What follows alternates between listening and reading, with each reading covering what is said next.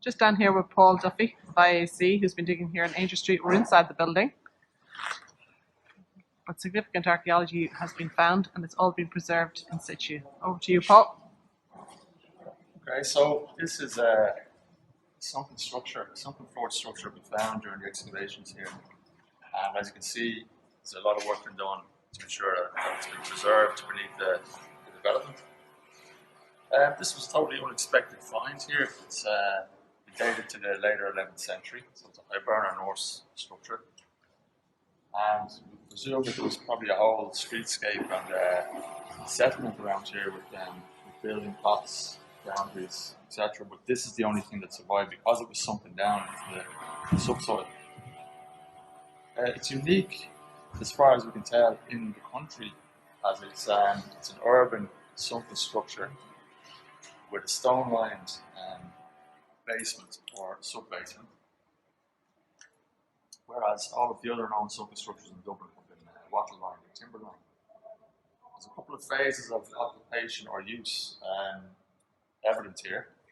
So we have the initial phase, which is the lowest section there, and you see there's some dark streaks that represents the original timber floor, which was scorched in situ during a fairly significant fire that put paid to the first phase of use. The structure was accessed through the sunken passageway, this in here, and the timber flooring we found in the passageway relates to the original form. So the whole thing would have been decked out with timber first. And then over successive years, different floor levels were brought in. So we have compacted clays, we have compacted gravels that were all building up over the course of multiple uses. So we've got about 3 distinct different floor surfaces in. And the last phase of use, we have to assume is something a bit more industrial going on. You see the stone-lined cistern has been put through the last floor surface, and this is fed by this stone-lined gully leading into the structure from outside. Water was being channeled into the cistern. Okay, so we're just preparing the Hibernian Norse structure here for display on Aungier Street. So this will all be visible to the public in the final design of the building. The structure itself is Hibernian Norse. We think it was built sometime around the end of the 11th century, so maybe in around 1070 is the date we're just working with. It was in use for probably 50 to maybe 80 years after that, just a couple of different phases. So we'll go down into it and have a look at the few features. Right, so this is a sunken floor structure, which basically means it had a basement or a cellar of sorts. There's a couple of these structures known from Dublin, but the ones that were previously found are much earlier, and they were all lined with wicker as opposed to stone, that you see here. And the other ones found were considerably smaller than this. So this structure is a unique find in the Dublin context, and there's nothing really like it elsewhere in the country. So we found this lower in the past. So what you see here now is basically the bottom remains of the cellar. The original cellar was potentially as high as this, or maybe even up to here. So we're basically just dealing with the bottom levels. So the first phase of the structure was the cellar was dug out, lined with these large local blocks of limestone that more than likely came from down the road, Aungier Street, a big medieval quarry. And the floor itself, you see we have these charred remains of timber planks coming along. You can see the lines of the planks that are preserved. So these planks are fitted in beneath the stone here. So this is the original flooring, and they're bedded into some kind of a lime and mixed there. So that would have been the original floor level across the whole structure, and the entranceway was on this side. And then at this level we have similar charred floor. So you would have come down a sloping passageway into the cellar. The doorway would have been here. And we can see a number of different phases of use into the structure. So obviously the charred planks indicate that there was a very significant fire here at some stage. The whole structure would have come in. The above ground parts of the structure would have been made of wood, wattle, post and wattle, and thatched roof presumably. So when this structure went to fire, it was a fairly considerable blaze. And we know that because there's a ring of stained oxidized clay around the outside of the stones here, which means that there was a massive amount of heat generated. The heat baked the stones, and the stones in turn baked the clay. So following that burning event, the floor seems to have been raised by bringing in these clays. So there's a couple of different levels of clays brought in. There's a couple of different levels of clay brought in, a few different flooring events, and on one of the later events, the door was changed slightly, so the angle of the passage was aligned slightly. And this threshold was put in, on either side of which you've got post holes for more like beams that would have risen to hold the door here and here.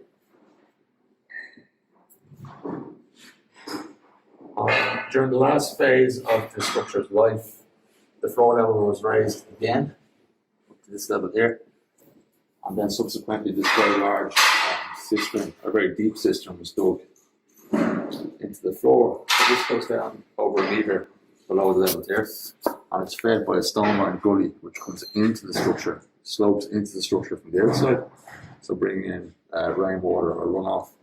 And at times in the year, in the winter time, the groundwater rises up to the bottom of this system, so it's a water source for whatever activity is happening in the structure. We think the structure might be a little bit small for a primary residence, so it might be an ancillary structure for storage or for craft working. And there was more than likely a whole sequence of plots and buildings around here, but unfortunately, because the whole area was levelled, the only remaining structure is this cellar that occurred when it was dug into the ground. I think that will do us.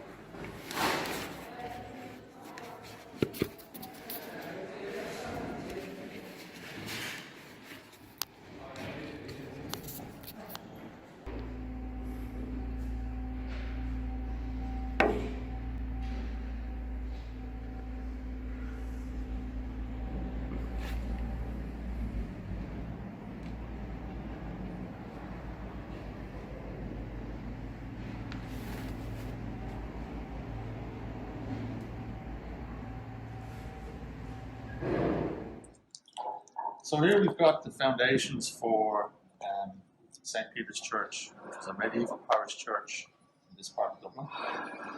Record suggests that it was built initially around about 1100 maybe. However, what we have here is a rebuild or an extension to that original church dating to probably the 13th or 14th century.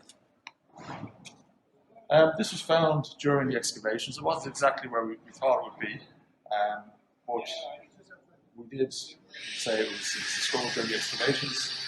At that point, the work started on how to see how this could be preserved in situ.